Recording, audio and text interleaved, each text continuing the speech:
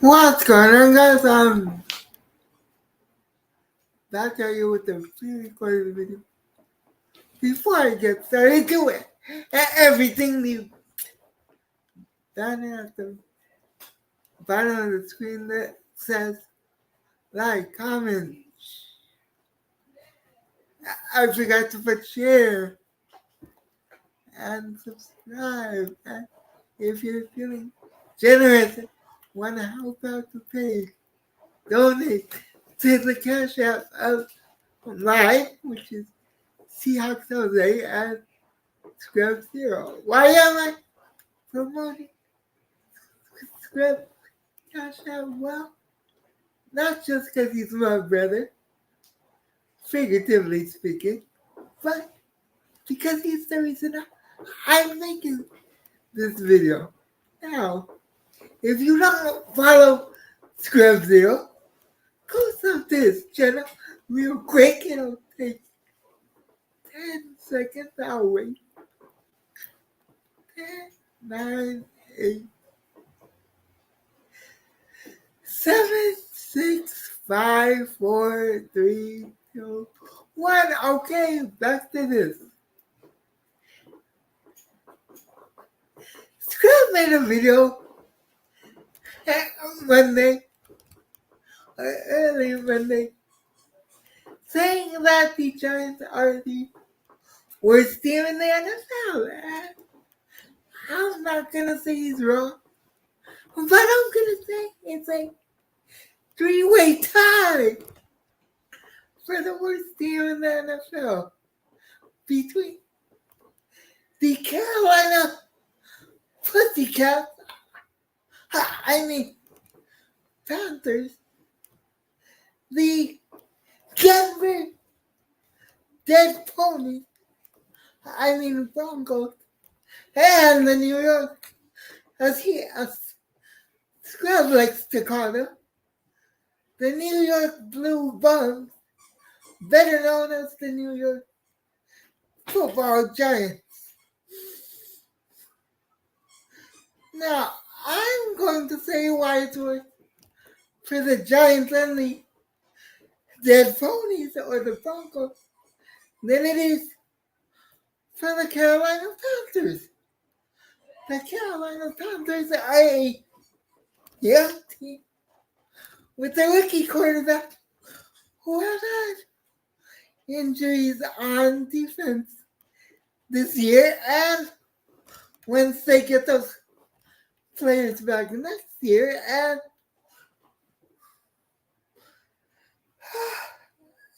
and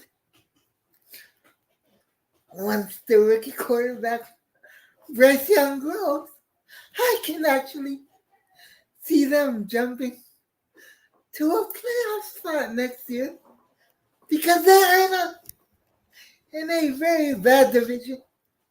That is the NFC South with the Falcons, the Saints, and the Tampa Bay Bucks. And they have a bunch of players on rookie contracts. You can't say the same thing for the Denver Dead Ponies. The Broncos and the New York Blue Bums. The Giants. Shout out to Scrubs.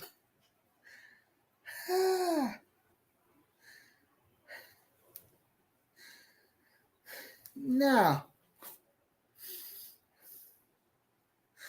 the Broncos got lucky and won one game. Almost. It'll be 2 weeks on Sunday against.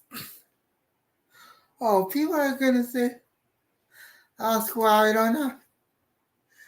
The Chicago Bears in my top 3 teams. I don't have the Chicago Bears in my top 3 teams because they should have 2 wins. They should have beat the Broncos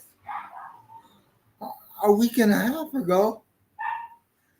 And And they played hard against the Tampa Bay Bucks in week 2. That and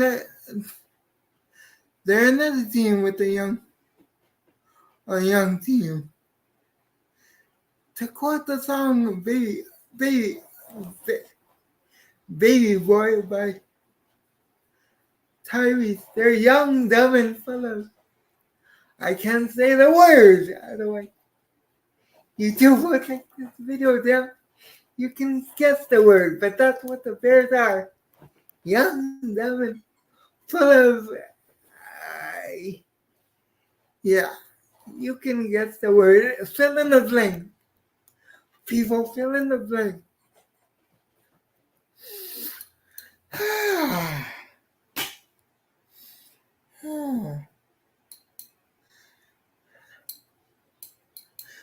That's why the Broncos are not on my top 3 worst teams in the NFL. Again, this is just my opinion. The Vikings should be on that list, but they're not because they actually won a game. And they should have won too, but that's another story. They should have beat the Bucks week 1. Again, another story for another day. And they can always trade away Kirk Cousins for a first-round pick if they really want to.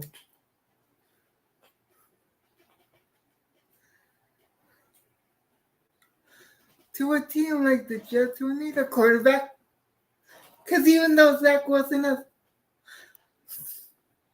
played well against Kansas City, and the Jets won on Sunday against the Broncos, that game was not won because of Zach Wilson. That game was won in spite of Zach Wilson. So, Jets, please trade for Kirk Cousins.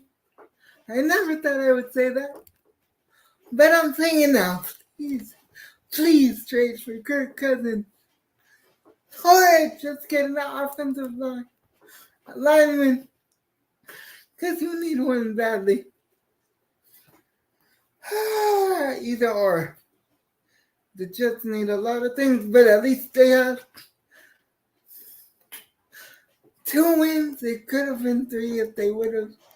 If the refs hadn't thrown a flag the game against the Chiefs, but that's going too far back. Let me not go there.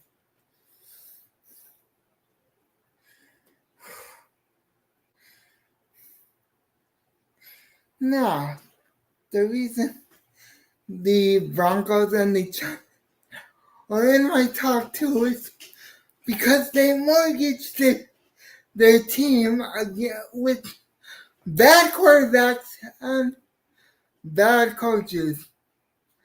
Not to call Brian Daboll a bad coach, but Mike Kafka is a bad offensive coordinator who gives up on the run too freaking much. Giants fans, I dare you to disagree with me. Alex Scrub, I dare you to disagree with me. Or stop me in the comment section when I start telling lies, to quote a wrestler named CM Punk. But again, that's another video for another day.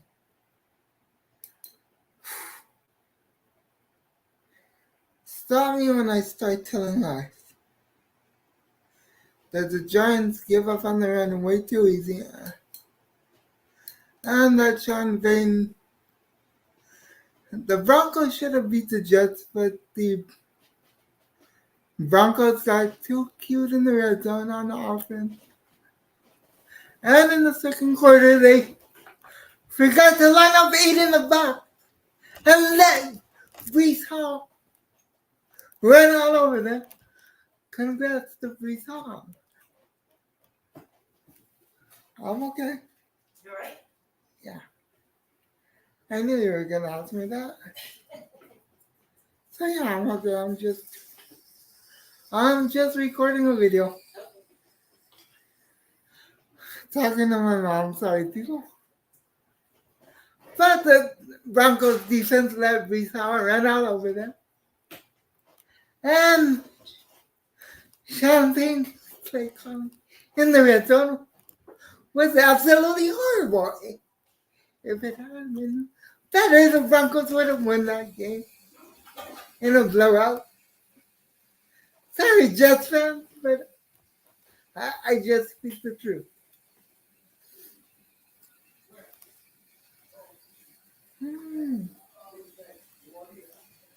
Now, oh God, now I'm gonna pause this because someone just got here. I'll be back in a second.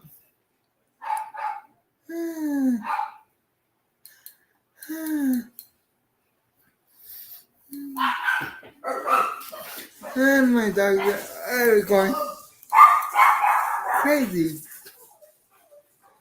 God, give me strength. Give me a second. I'll be right back.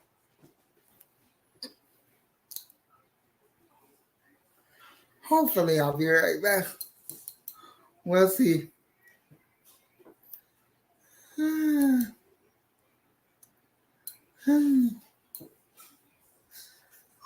Where was I?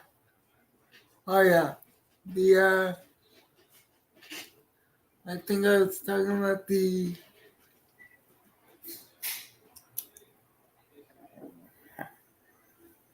was I talking about the Giants or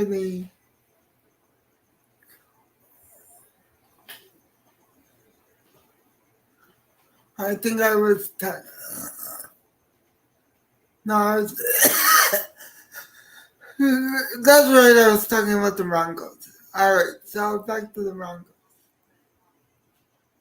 Or the Dead Ponies, as they should be called from now on. The Dead Ponies should have beat the Jets, but Sean Payton got too cute in the red zone and too cute with all three starting Jets quarterbacks were out. And instead of throwing the ball against backup quarterback, he decides to get cute and try to run a trick play. And later he's out in a fumble. And the Jets recover and score a field goal. Now I will make a video about Zach Wilson after I'm done with this, and it will come out tomorrow, meaning Wednesday, while this video comes out late tonight. So now let's keep talking about the dead ponies, aka the Broncos. In the first quarter, the Broncos had all the answers. Put 8 in the box. Make Zach Wilson be you. In the second quarter, for whatever reason, Vance Joseph got stupid and only put 6 in the box, and we saw had a field day against the Broncos' lack of a run defense. Now let's get to the New York football ads. Blue Bones. Giants.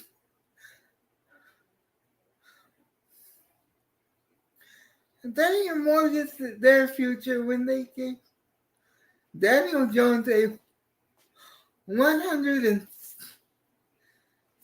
million contract, with half of that being guaranteed.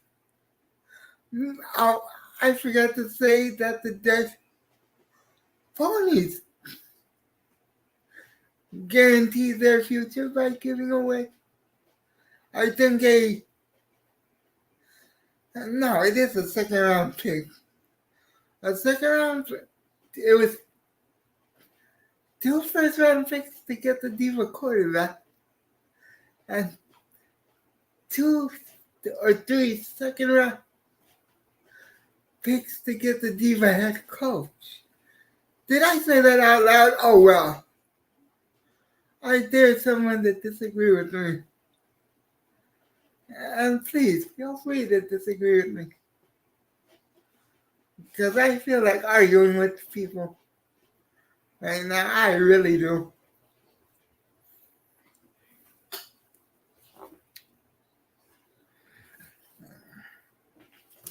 Now, the Giants are ants or blue bombs, as my brother Scrub Zero likes to refer to them as,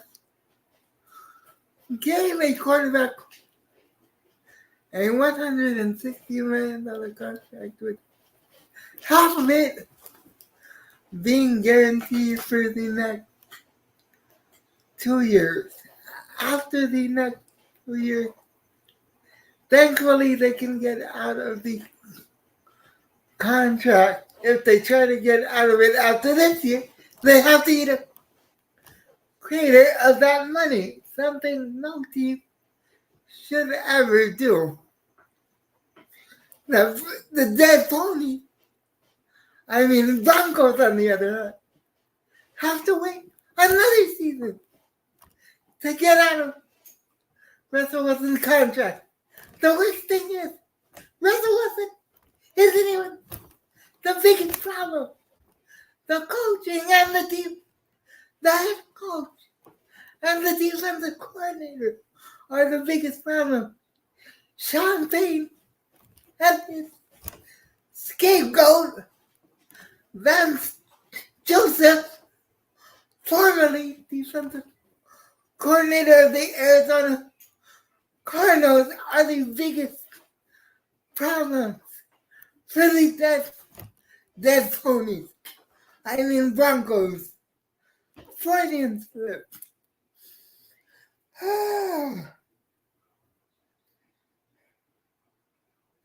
No, it's Russell was playing his best. No. Who's the biggest D-way in Denver?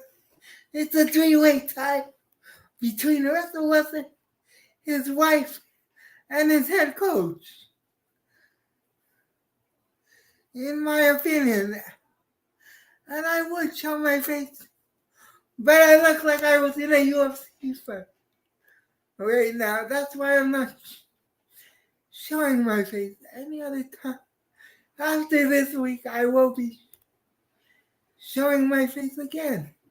I look like I was in a UFC fight because the USC Trojan defense absolutely sucks. I'll be making a video about that on Friday. Good grief. Good grief. Now, back to the bad NFL teams. And I'm not having pleasure doing this. Because I used to root for Russell Wilson. Because he used to be the quarterback of my favorite team, the Seattle Seahawks. And the times I met him before he got with his wife, he was very polite. After he got with his wife, something changed. I'm speaking of that from first-hand experience. I'm not disparaging his wife, disparaging him, or saying anything bad to the point where they can sue me. Or at least I don't think at least I hope I'm not. If I am, I apologize. But anyway, I am not defaming them in any way. That's the word I was looking for. Big word for Mexican. Defaming. That's a joke, people. That's a joke. A bad joke, but still a joke.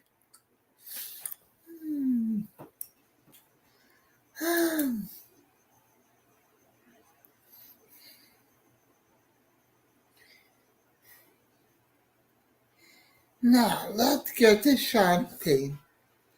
Sean Payton said, I don't want my quarterback worried about playing football, not shaking hands and kissing babies. I'm a better coach than Nathaniel Hackett. You might have been at one time, but now you're not. You might be a better offensive mind, but you're not a better head coach than Nathaniel Hackett, and that's saying a lot. So let's go through these three teams' schedule. Let's start with the Pussycat. The Panthers, excuse me. Freudian slip.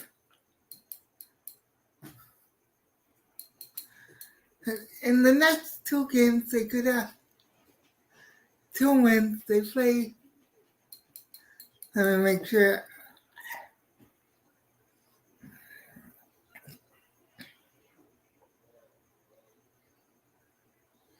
No, in the next 3 weeks, they could have 2 wins because they're getting. There's no shame in getting demolished against Miami. At least not this season. And in my opinion, that's exactly what's going to happen. Then after that, it's 2 possible wins, possibly 3 possible wins against the Texans, the Colts, who are going to be starting a backup quarterback, and the Chicago Bears. So those are 3 possible wins in the next 4 weeks for the Carolina Panthers. Not counting this week when they played one of the best teams in the end. And that's how the Miami Dolphins. And now, getting to the Broncos schedule. This is where it gets ugly. Very, very, very ugly.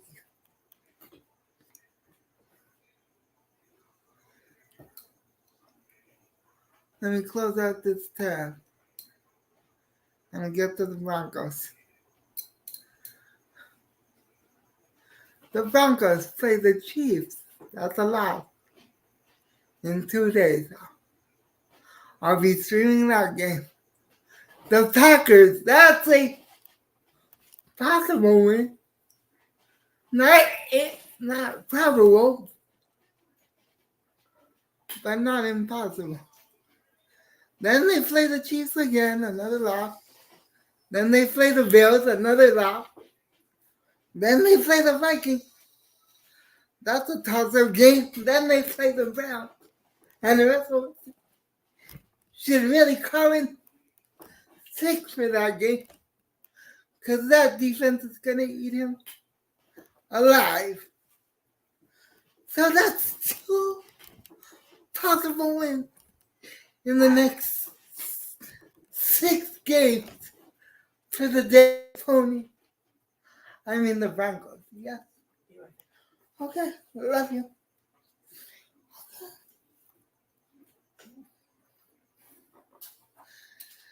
Now let's get to the Giants schedule, and then I'll end this video to make my Zach Wilson rant.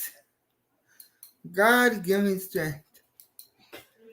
The Giants in the next weeks play the Bills on Sunday Night Football. The Commanders, they might get lucky and win that because the Commanders gave up 40 plus to the Bears, and by that game, the Giants might be healthy. It's all about if Daniel Jones starts. If he starts, I like the Giants. I don't like the Giants uh, to beat the Commanders at all. If Daniel Jones doesn't start, I like them to beat the Commanders. Because believe it or not, at this point, I trust Tyrod Taylor more than I trust Daniel Jones. Then they play the Jets against the Giants at the end of the month. The MetLife Bowl, the Snoopy Bowl, whatever you want to call it. Uh, that game's going to end up in a fist fight with the attitudes of the players on each of those teams. If a fight doesn't break out, I'll be surprised. Then they play the Raiders. They should beat the Raiders, which should be the story of the Giants season so far. They play the Cowboys.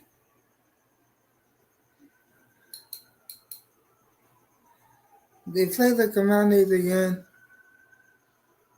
And then they play the Patriots. I think that's Thanksgiving or the week of Thanksgiving. That should be a win for the Giants. But again,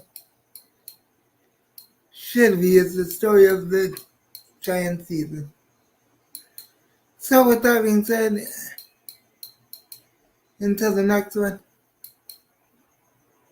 God first, God bless, stay safe, stay ready. Travel, do everything the banner. At the bottom of the screen says, like, comment, share, subscribe, and hit up the cash app. And until the next one, I'm out. Love, peace, and hair grease. I'm gone.